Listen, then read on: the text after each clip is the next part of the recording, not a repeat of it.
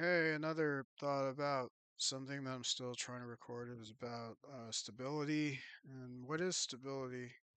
When people give you reasons to be avoidant and not reasons to take action or do the thing that you want to do, how do you make sense of the stability that you were giving yourself when others don't think that you're stable or that you don't have something that they have that guarantees that they're stable and you're not? Because stability is, I think that's also very personal as well to the idea of values and what you value as well. When you aren't stable, you don't feel, when I'm not stable, never mind anybody else, when I'm not stable, I don't feel like I'm living into my purpose. Um, feel like I did too much of something or I didn't do enough of something. When I don't feel stable, the doubt starts to come in. The fears, um, it's more stress than love, like care for myself, to appreciate the life I've lived. In those moments of instability though, which happen as well, it's like the personal inventory of where checklist of like what got me there on having to get outside of myself. I think when I get outside of myself, when something has pulled me away from myself, the internal side of me is in conflict to some injustice, to unfair, to living misaligned, off course, steering towards a life that isn't it is not serving me anymore. The values aren't serving me. The decisions I made don't serve me. Um, having to argue that and how I am stable, if as well with like things like mental health, that stability is more of a did you take your meds today rather than did you love yourself today? Did you appreciate how you woke up this morning? Uh, did you love that you drank water today? Did you love that you went to the gym today? Are you grateful for the things that happened? I think in being fed up, that's a state of instability. When you're just fed up with everything and nothing's working out, how can you feel stable to the ongoing stressors of life? If I'm already unstable, uh, and I have more pressure coming in, I'm bound to fall down. I'm not likely to stay standing. I think of it in the sense of like being tackled by 10 different people instead. Um, and then now you're on the ground. And if you also don't know how to fall on the ground after being tackled by 10 people, you're bound to get hurt, right? Like, that's my idea of being stable to that extent. Like, if I'm getting pushed around, if I'm stable, I go back to neutral. Like, nothing went wrong today. Like, or just I'm still standing as well. 'Cause I think of yoga poses as well. When you put yourself in positions of instability, in order to see how stable you can be as well. Like when you are doing um, a bird dog or going in a tree pose, doing chaturanga, like, and appreciating how slow you could do a chaturanga to cobra pose rather than doing it quickly. I think that's also an idea of stability. In relationships, the area that's trying to relate that to that, like, how do I be stable to people in relationships that are not so stable? How do I transfer amount of energy of stability, of calm, um, when someone in front of me is being very agitated, angry, screaming, or there's just something is not going well in their day, and not lose trust with that. That I'm here to listen, I'm here to help, um, instead of vibrating back on their instability. One side of me just wants to make sure that they're not in my head. And in getting defensive, I lose stability as well. We are now exchanging verbal blows to each other, verbal jabs, hooks, or uppercuts, crosses, roundhouse kicks, whatever, to the and even that is like, an analogy, but how do you explain emotional pain when people have conflict in their lives and things to say that don't feel so good? How do I stay stable when it doesn't feel good, when I didn't get the response I wanted, when um, other people are trying to push a narrative that is not me? And in thinking about those things of getting past the threshold of how much I am able to tolerate or listen to people or transfer again the stable, calm, grounded individual that I could be rather than or am in my most neutral, stable position. Um,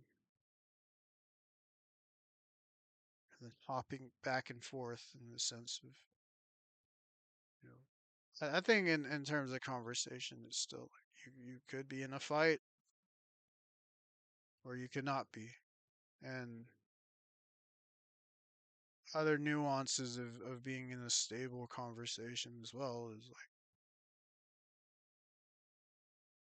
how am I making these conversations move towards a specific outcome rather than just going off the top of my head, because not everything off the top of my head is stable either. It's not like if I'm talking about whatever comes off my head and I'm being ruled by the emotions of something I get maybe or super excited about or super down about,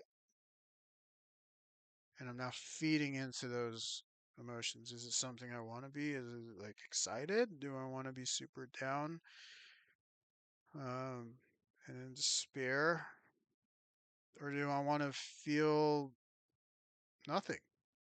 Just calm, quiet, collected. But with people and relationships, is an instability of its own.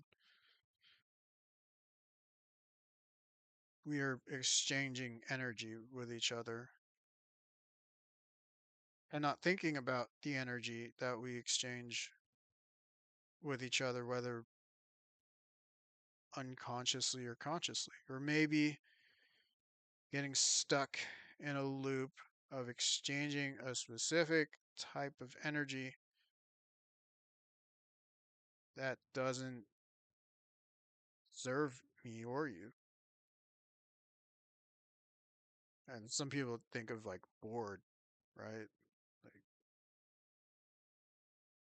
I'm bored, you're bored, so we do something exciting. Or having fun, celebrating. Woo, that was great. You know, um, and still going back into the that was great, and then the next part afterwards wasn't so much. Can I move in those space of being really, really enjoying myself, back down to neutral, stable, or feeling down and refusing to go further down that rabbit hole? But I think in both senses, still trying to feel them fully at some point when it's safe.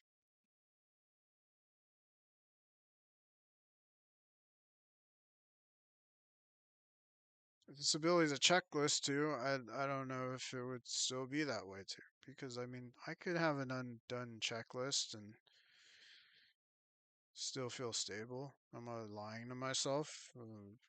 Do I want to feel the unrelenting weight of a task list that doesn't end, of things that I should have done versus things that I'm doing right?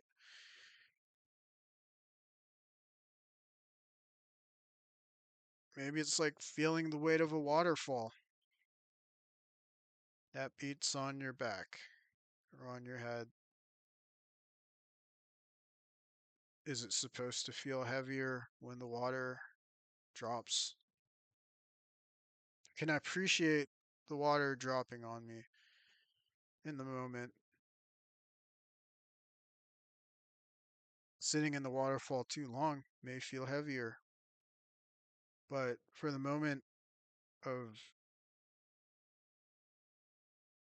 just sitting in the waterfall, meditating on the feeling of the water dropping on me and whatever way it's passing through me, unconflicted, maybe it's healing me. Maybe it is cleaning my soul or cleaning the parts of me that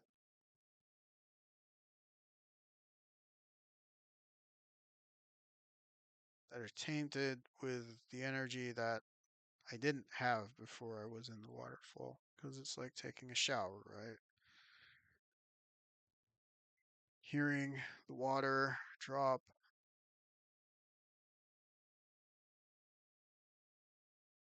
like rain, or the rhythm of water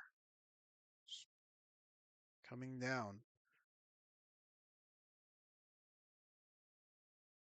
Enjoying the feeling of having refreshing cold water in motion passing through my body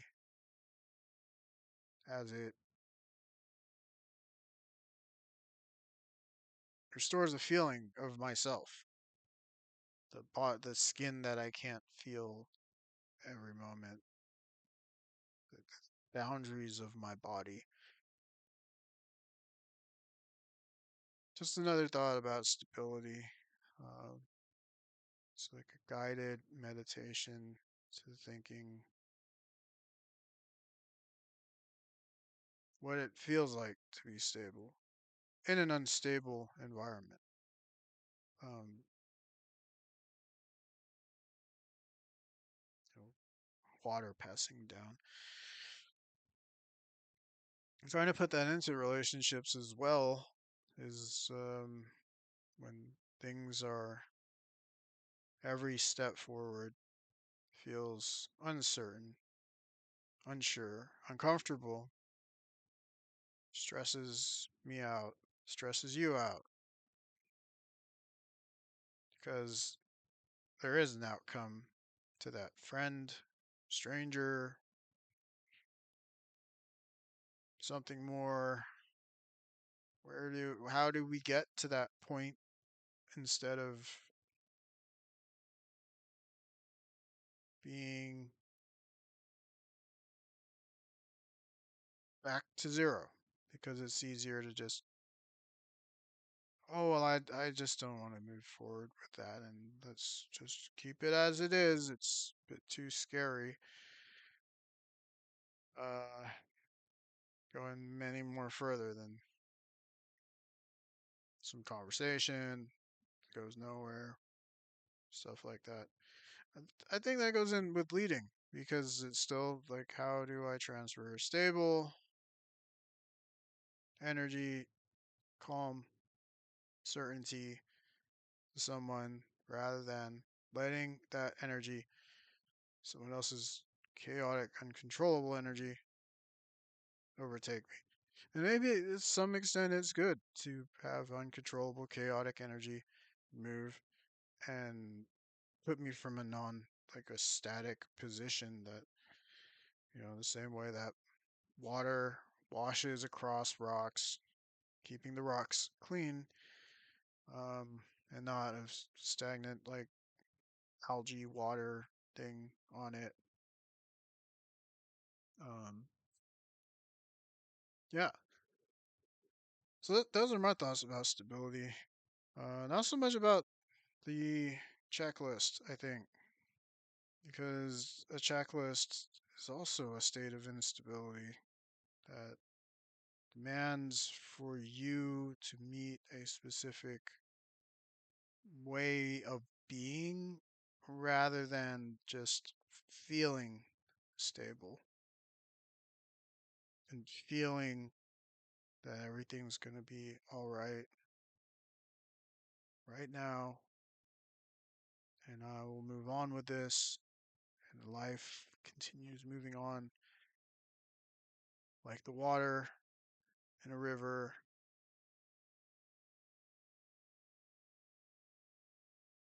and keeps flowing.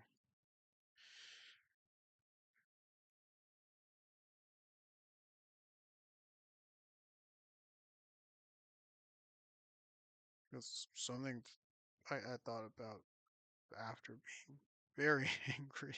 Like, how many days do we gotta be told? Unstable. You're not ready yet. How could you be ready yet? Look at all of the, and if you only look at all of the things that could go wrong or isn't done, then how can you appreciate what's here right now? Or